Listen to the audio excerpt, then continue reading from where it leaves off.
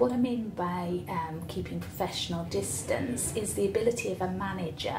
to be warm and friendly and genuine with their team, but also to know the limits, and there becomes a point where you don't cross the line with that person and become too pally or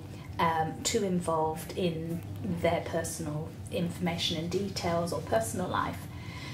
The reason for this is that at some point we may find ourselves in a situation where through circumstances we have to have some sort of formal discussion with that person, and it's much more difficult if we've become too close personally to them. I think it's going to be different for every person, and they're going to be something you feel more comfortable with than others. But it could be something as simple as changing the tone of your voice,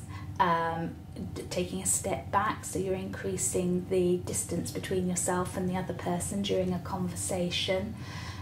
You might be more blatant than that and just move the conversation on to a different subject without acknowledging the question or continuing the flow of the conversation.